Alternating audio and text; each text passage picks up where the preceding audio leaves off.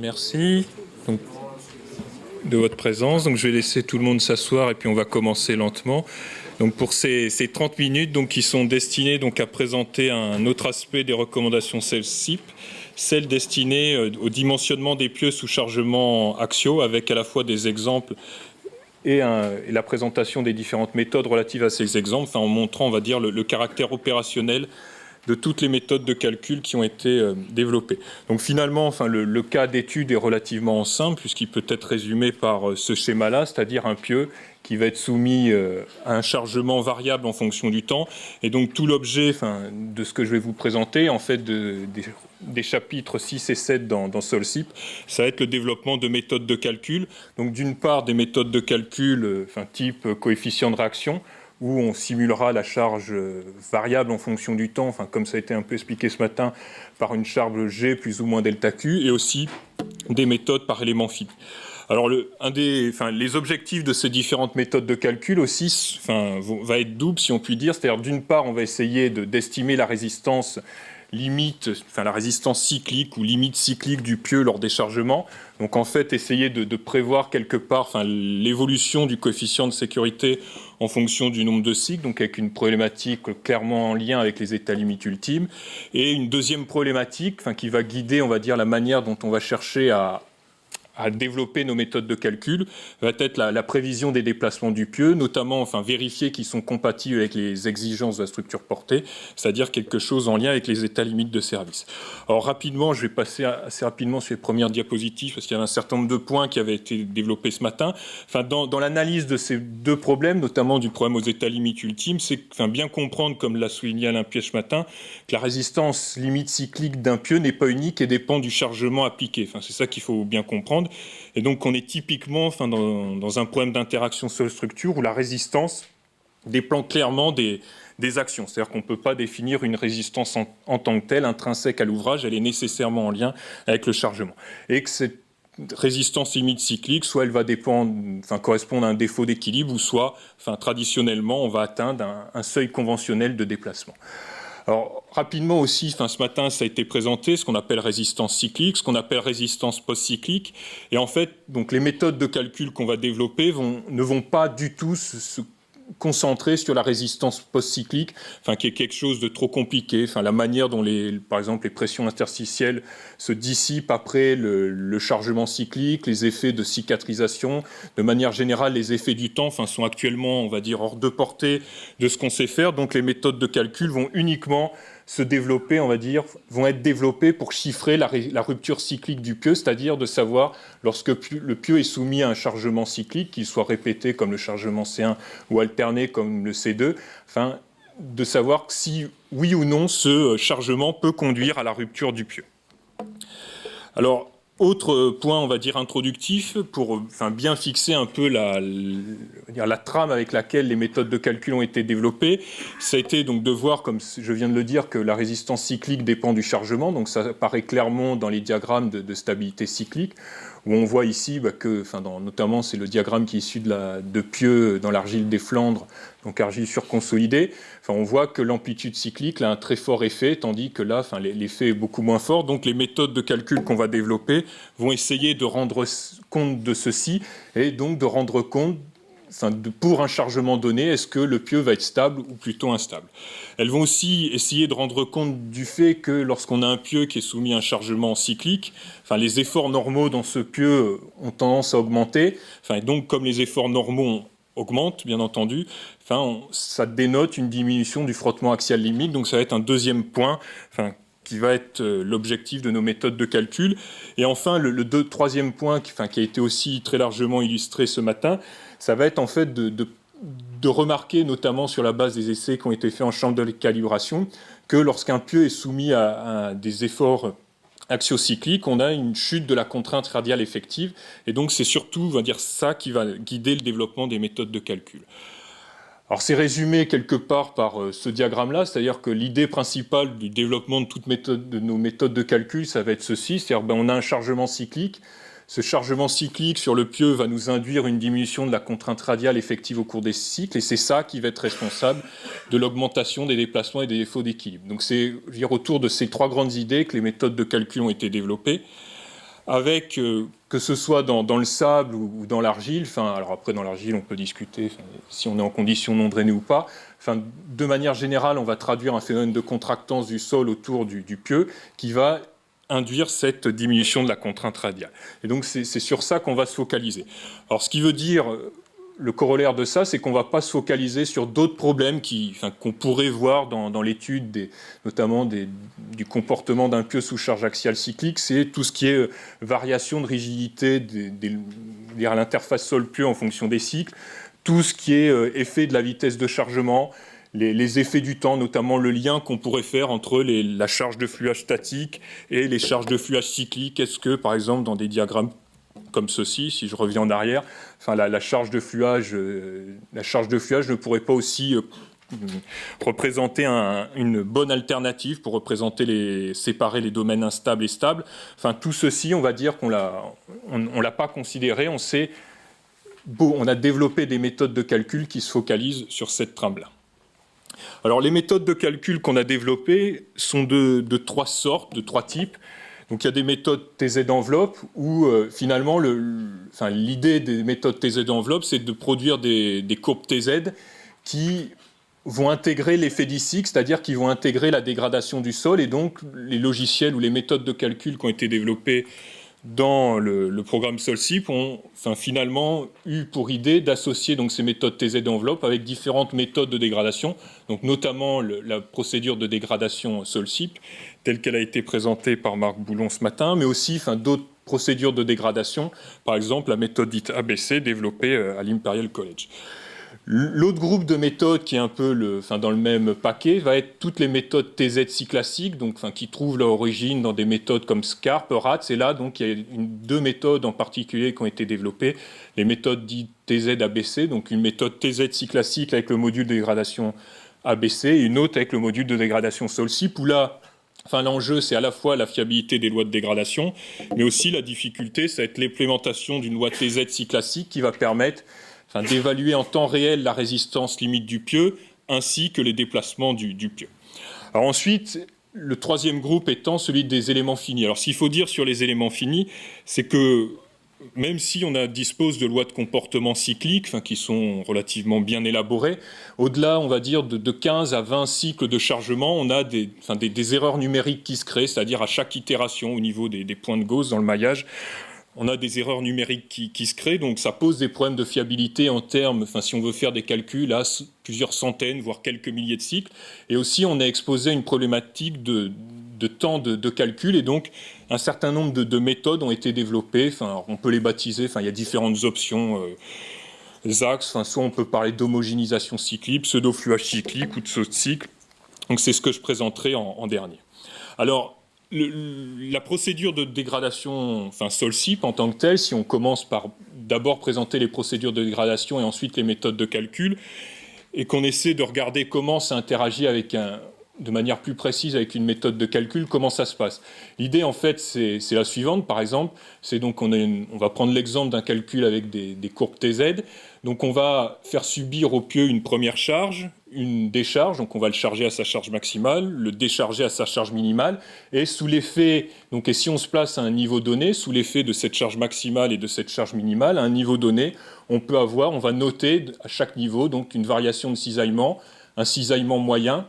Et donc toute l'idée de ces procédures de dégradation, c'est d'utiliser, on va dire, cette variation de cisaillement et ce cisaillement moyen pour calculer une variation de contrainte normale effective, puis une variation du frottement axial limite via la base de données du laboratoire 3SR qui donne en fait les variations de contrainte normale effective en fonction de différents niveaux de chargement. Donc l'idée, ça va être de faire interagir ce qu'on a calculé lors du premier cycle de charge et de décharge à un niveau local avec la base de données du laboratoire 3SR ou d'autres bases, pour ainsi dire, pour calculer une variation de frottement axial limite avec, comme l'a dit ce matin Marc Boulon, la difficulté, c'est comme ces essais sont menés avec des rigidités normales imposées. En fait, ce qu'on exprime en peu milieu, c'est pas delta sigma prime n sur sigma prime n 0, mais c'est une variation de déplacement normal qui, dans le calcul, pour calculer la variation de contrainte normale effective à ce niveau-là, on va devoir définir une rigidité normale. Alors, les recommandations SOLCIF se veulent le plus appliquées possible, on a poussé l'exercice jusqu'au bout de manière à donner des conseils sur les valeurs à retenir, donc des ordres de grandeur sont retenus, et aussi que ce soit à partir du pressiomètre ou du pénétromètre, on a essayé de définir des ordres de grandeur, avec cette idée en fait que si on utilise le module pressiométrique, on a des valeurs, on mesure la déformation du sol à des grandes valeurs de déformation, et donc on va chercher à revenir à plus faible valeur en multipliant, donc on avait parlé d'un coefficient correcteur 5 à 10, ici c'est la valeur 10 qui est indiquée, et inversement, il existe une formule dite de Baldi qui permet à partir de mesures pénétrométriques de chiffrer le module de cisaillement maximal. Les recommandations SOLCIF proposent pour l'évaluation de l'uragité normale dans le cadre de ce qu'on a développé, de diviser cette raideur maximale par 1,55.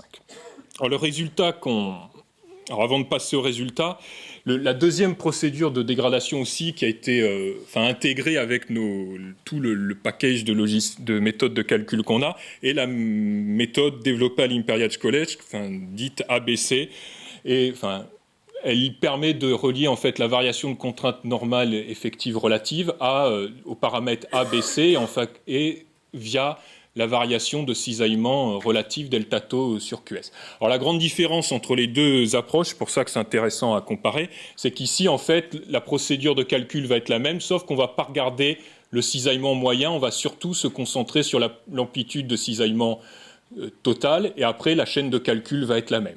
Alors quand on regarde cette équation, celle de SOLCIF est un peu trop compliquée à regarder, donc on peut, posteriori, c'est un peu compliqué de la juger, on la jugera au final. Par contre, dans la méthode de la dégradation ABC, ce qu'on peut voir, c'est qu'en fait, ça va pouvoir rendre compte à la fois de durcissement cyclique et de dégradation cyclique, selon le fait que delta tau sur QS va être plus grand ou plus petit que le paramètre B. Alors par exemple, ce qui va se passer, cette méthode de calcul, par exemple pour des tronçons qui sont en haut du pieu, par exemple qui sont là, sous un chargement cyclique très vite, ils sont sollicités avec un rapport delta tau sur QS relativement élevé, et donc on va rendre compte uniquement de dégradation cyclique au cours du chargement, c'est-à-dire le delta tau sur QS va augmenter et on n'aura que de la dégradation. Inversement, si on regarde un tronçon inférieur du pieu, qui lui au départ est très faiblement sollicité, donc la valeur delta tau sur QS est très faible, donc on peut au début du calcul rendre compte de durcissement, et après rendre compte de dégradation cyclique. Alors, quand on couple ces deux procédures de dégradation aux méthodes de calcul, qu'est-ce qu'on peut obtenir ? Alors, si on reprend en fait les méthodes dites TZ d'enveloppe, donc l'idée c'est de faire subir au pieu une première charge, donc de charger le pieu à G plus Q, de le décharger à G moins Q, de regarder la variation de cisaillement à un niveau. Après, l'exercice est fait à tous les niveaux, bien entendu. Regarder la variation de cisaillement à un niveau, de regarder le cisaillement moyen en niveau, et pour ce niveau-là, via toute la procédure qui est là, d'en déduire la variation de frottement axial à ce niveau-là. Donc ça permet par exemple de générer des courbes TZ ici enveloppe, où là on a la courbe statique qui serait par exemple là à 3,30 m de profondeur. Donc voilà la courbe TZ statique à revenir au début. Et après 10, 20, 100 cycles jusqu'à la rupture, on peut dégrader cette courbe TZ et réaliser, on va dire, des calculs directement à 10, 20, 100 ou 341 cycles. Pareil, l'exercice est aussi fait pour une couche qui sera en profondeur à 13,80 m. Donc on voit la dégradation en fonction du nombre de cycles. Alors cette méthode-là permet aussi de chiffrer. Ce qui est intéressant, c'est de représenter la dégradation qui progresse au cours du chargement, c'est-à-dire en fonction des niveaux, de repérer les couches qui peuvent se dégrader plus que d'autres. Par exemple ici, ou ici, c'est plus faible ici. Et quels sont les résultats que produit cette méthode ? En fait, c'est de deux types. Si on intègre les courbes QS qu'on obtient à la fin du chargement, on pourra avoir la résistance cyclique du pieu, c'est-à-dire procéder à notre vérification aux états limites ultimes. Et si on croit, c'est un peu compliqué, que la courbe TZ d'enveloppe, si on la rentre directement dans un calcul, on est capable de calculer le déplacement après n cycles, on peut utiliser par cette voie-là. Le seul problème, c'est que la courbe TZ d'enveloppe, il n'y a pas du tout de physique dedans. Certes, on dispose d'une courbe TZ dégradée. Après, de là à dire qu'elle va donner le bon déplacement, c'est plus compliqué.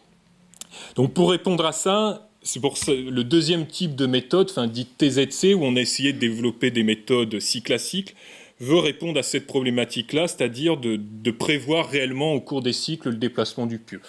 Donc on peut passer, il y a les équations qui expliquent comment c'est fait, mais l'idée générale, c'est vraiment de se donner un formalisme mathématique qui va nous permettre de regarder ce qui se passe. Donc on va charger, décharger, recharger, décharger, puis à nouveau recharger. Donc de modéliser véritablement, cycle par cycle, ce qui va se passer au niveau des différentes interfaces, des différents niveaux des courbes TZ dans notre pieu. Avec la principale problématique, pareil, ça va être comment varie le frottement axial au cours des cycles. Et là encore, on va s'appuyer à nouveau sur le même formalisme que ce qui a été développé pour les méthodes TZ d'enveloppe et qui est basé sur les procédures de dégradation. Alors, par exemple, si on regarde ce qui se passe pour une procédure de dégradation avec Solcip, le calcul est mené de la manière suivante, c'est-à-dire on va faire un premier cycle de chargement comme précédemment. On va noter les valeurs delta tau 1, donc la variation de cisaillement à un niveau donné, le cisaillement moyen à un niveau donné. On va en déduire les variations de contrainte normale effective et donc on va en déduire. Ça va nous permettre de regarder pour tous les cycles suivants, en fait, quelle va être la variation de déplacement normal et donc quelle va être la variation de contrainte radiale et donc quelle va être la variation de frottement axial limite qu'on va avoir. Donc on sait qu'à un niveau donné, on a un cisaillement moyen tau CM1, une variation de cisaillement, et donc ces éléments-là, en fonction du nombre de cycles, vont vous permettre de chiffrer la dégradation. Sauf que ce qu'il faut imaginer, c'est qu'en fait, comme on dégrade les courbes TZ, en fait, on modifie l'équilibre global de la structure et qu'à un moment donné, si on re-regarde à ce même niveau, par exemple qu'on a au même niveau que tout à l'heure, quels étaient, si on a toujours une contrainte moyenne tau CM1, delta tau 1, en fait, on se rend compte que comme on dégrade en même temps les frottements axial limites, ces grandeurs-là varient, ce qui nous oblige en fait à changer de courbe de dégradation et donc à chercher la courbe de dégradation qui dépend, comme tau CM1 et delta tau 1 ont varié, ils sont maintenant égaux à tau CM2, delta tau 2, on doit chercher la nouvelle courbe de dégradation qui produit les mêmes effets. Donc en fait, il y a une procédure d'actualisation des courbes de dégradation qui répond à cette équation. Donc comment on saute d'une courbe à l'autre pour actualiser le processus de dégradation, chose qui n'est pas fait dans les méthodes TZ enveloppe. Alors les résultats que ça donne, ce type de méthode-là, donc ça permet par exemple sur des exemples réels, ici c'est un pieu qui avait été chargé entre 0,2 et 0,8 fois sa charge limite, on voit la diminution de la résistance de frottement, ou la résistance en traction du pieu qui diminue en fonction des cycles de chargement jusqu'à être égal au chargement maximal qu'on applique et donc on obtient une rupture numérique, disons qu'on calcule une rupture du pieu au bout de 225 cycles, donc à comparer à la rupture qui avait été vue lors des essais qui est égale à 345. Alors après, ça peut paraître important, néanmoins ce qu'il faut voir c'est l'ordre de grandeur est à peu près le même. On verra tout à l'heure après comment on peut mieux cerner ces différences.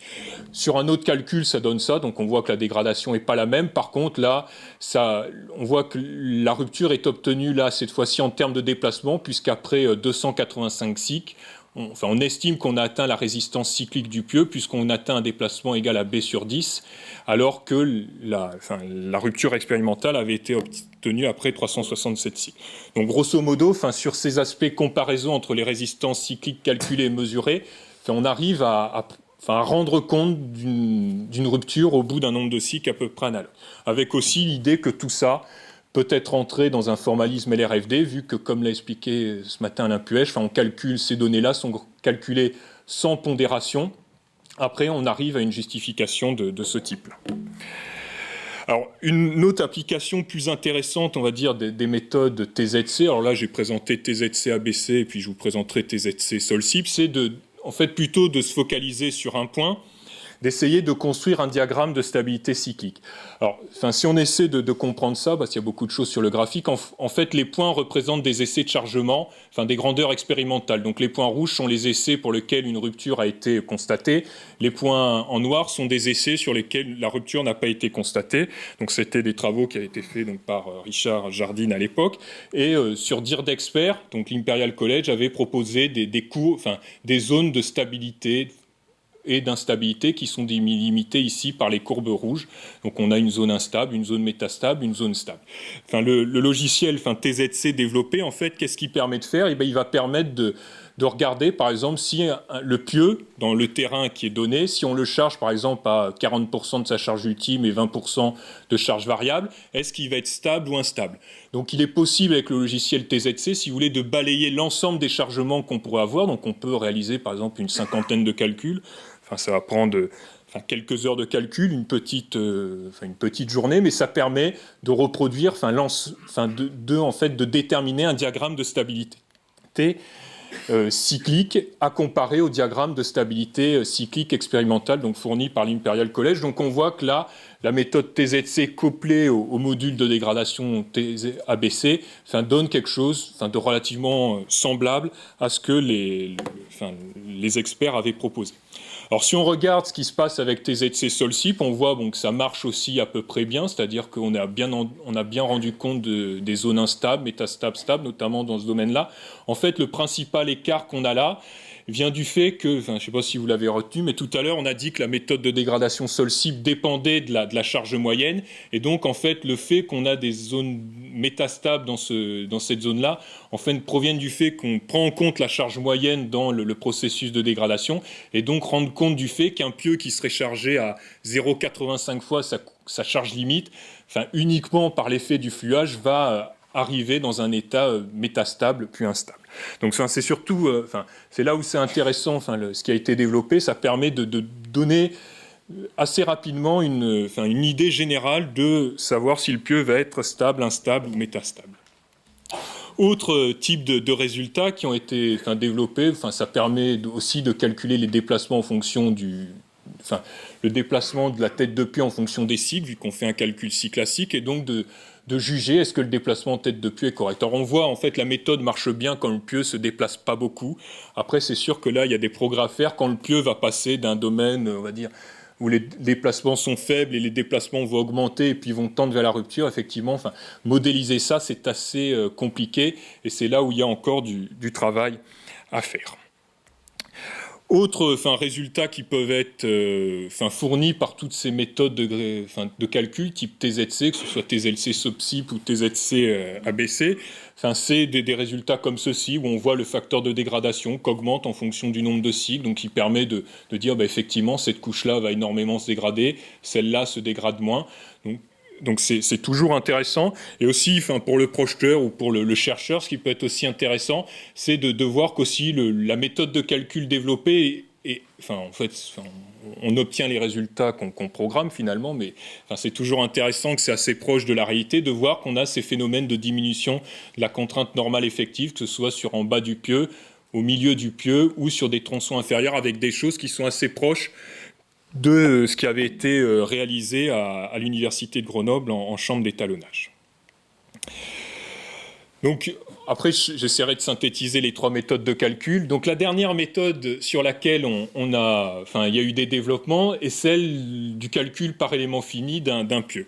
Donc, en fait, le problème ici est le suivant. Vous avez un pieu, vous avez un maillage élément fini, vous avez une courbe de chargement cyclique. Et l'idée, comme je vous ai dit, ça va être non pas de réaliser un calcul cycle classique avec une loi de comportement cyclique, parce qu'on sait qu'on a des problèmes, le calcul va diverger, mais de savoir comment on va pouvoir gagner du temps de calcul et arriver à augmenter sa précision. Alors c'est là, comme l'a dit, je cherche Marc Boulon ce matin, c'est assez complexe à développer et ça part du principe suivant. C'est-à-dire en fait, l'idée principale, c'est que si vous voyez les deux points, en fait, entre les deux points A et B, en fait, le chargement appliqué est nul. Certes, vous avez fait varier le chargement, mais on peut passer directement du point A au point B en appliquant un chargement nul, puisqu'ils sont tous les deux au même niveau de chargement. Alors, si on regarde un élément, un point de Gauss dans le maillage, en fait, quand on regarde comment évoluent les déformations plastiques entre les points A et B, on voit qu'il y a une évolution des déformations plastiques entre les points A et B, c'est-à-dire quand on va passer du chargement A au chargement B, sous l'effet des cycles, les déformations plastiques augmentent.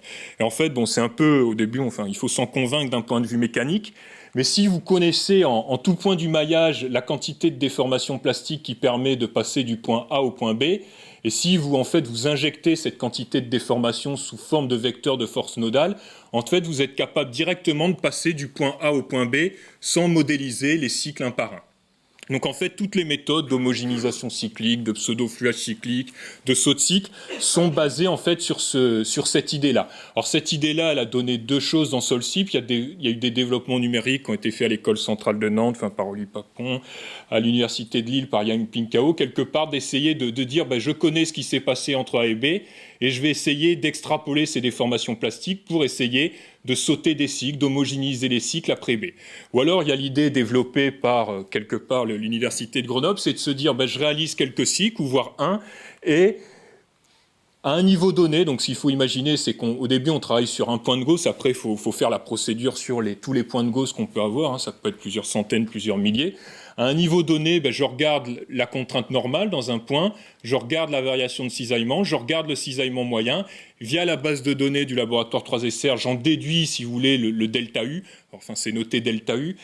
Et après, je l'injecte dans une interface. On raisonne en déplacement, on ne raisonne pas en déformation, donc ça marcherait aussi. On injecte cet incrément, si vous voulez, de déplacement ou de déformation sous forme de vecteur de force nodale pour accélérer les calculs et directement avoir la réponse du système. Donc dit autrement, les calculs en pratique se réalisent de la manière suivante. Vous avez un chargement cyclique, donc vous faites quelques cycles, ou voire un, dans l'exemple de tout à l'heure qui sera présenté, que je présenterai, qui est issu des travaux de Grenoble. Vous réalisez quelques cycles, vous voyez ce qui s'est passé avant, et après vous pouvez directement passer du point B au point C sans modéliser cycle à cycle le chargement, mais simplement si vous voulez, en envoyant sous forme de vecteur de force nodale, ce qu'on dit en élément fini au second membre, côté charge extérieure, vous envoyez cet incrément de force, et donc vous pouvez directement passer du point B au point C sans modéliser cycle à cycle ce qui s'est passé. Donc et là, ce que je vous ai présenté, donc c'est à partir de là, donc en fait l'extrapolation ou l'estimation des déformations plastiques ou des déplacements plastiques à l'interface, ici n'est non pas basée sur une extrapolation, mais basée sur ce qu'on peut obtenir de la base de données du laboratoire 3SR. Donc ça permet d'avoir ces résultats-là. Donc par exemple, le calcul qui est fait là, on a quoi ? On a chargé le pieu à 550 kN, déchargé à 150. Donc ce qu'il faut imaginer, c'est qu'en chaque point de Gauss, ou en chaque point de l'interface, on a regardé le cisaillement moyen, la variation de cisaillement, ça va nous permettre via la base de données de chiffrer les incréments de déformation plastique à envoyer sous forme de vecteur de force nodale dans le calcul, et donc si vous voulez de parcourir ce que Marc appelle un chemin de pseudo-fluage moyen, et donc d'augmenter le déplacement en tête de pieu, non pas en simulant les cycles un par un, mais en envoyant, si vous voulez, ces paquets de déformation plastique au niveau de l'interface sous forme de vecteur de force nodale. Alors, le calcul montre que que ça marche relativement bien. Alors, bien entendu, ça reste encore du domaine de la recherche. Disons qu'il faut des ingénieurs ou des chercheurs qui s'y connaissent relativement bien en calcul par élément fini pour réellement mener le calcul au bout. Néanmoins, ça marche. Et aussi, le gros avantage que je ne présente pas ici, c'est que notamment ce qui avait été fait à Nantes ou à Lille montre que les temps de calcul peuvent être réduits dans des proportions assez colossales. On peut gagner 10, 20 fois en temps de calcul. C'est-à-dire qu'un calcul qui mettrait 20 jours en élément fini si classique, qui en plus risquerait de diverger et être faux, on peut le faire en 24 heures. Donc, par exemple, si on doit finir l'étude à la fin de la semaine, c'est possible. Donc, en titre de synthèse assez rapide, sur l'état des méthodes, ce qu'on peut dire, les TZ, enveloppe et cycle classique, les données sont disponibles, les éléments finis, c'est toujours compliqué parce qu'il faut des essais de laboratoire bien faits, donc j'ai mis moins. Sur la robustesse, TZ d'enveloppe, ça marque assez facilement, les méthodes de dégradation existent, donc tout va bien. Calculer un pieu sous charge monotone, c'est facile. TZ cycle classique, c'est un peu plus dur, il faut quand même faire des cycles, donc ça se programme, mais c'est à portée de tout le monde. Les éléments finis, je ne sais pas si tout ce que j'ai dit a été clair. Ça reste encore assez compliqué à mettre en œuvre. La fiabilité du calcul, disons qu'en TZ cycle classique, on veut reproduire réellement la physique, donc on l'estime assez correcte. En TZ l'enveloppe, elle est fiable sur l'estimation de la résistance limite. Après, sur l'estimation du déplacement, c'est plus compliqué. Les temps de calcul, c'est favorable en TZ, en méthode élément fini, même si on gagne du temps, ça l'est moins. Après, les facilités d'utilisation, on en a déjà discuté. Alors, en titre de conclusion, ce qu'on peut dire de ces chapitres 6 et 7, c'est en 3 mots peut-être, c'est déjà dire que le comportement d'un pieu sous charge axiale, ben, ça reste quelque chose de complexe. Que malgré tout, le projet SOLCIP a contribué à développer des solutions raisonnables, donc au sens, elles peuvent être utilisées, mais elles donnent des résultats qui, notamment pour les TZ enveloppe et TZ cycliques, qui ont été développés pour être utilisables par des ingénieurs. C'est-à-dire on n'a pas développé la méthode pour la caler sur un exemple, mais elles sont développées elles ont été calées avec une multitude d'exemples. Certes, on a quelques écarts, mais ça reste acceptable. Et développer aussi différents types de méthodes avec des degrés de difficulté, donc TZ enveloppe, cycle classique, élément fini.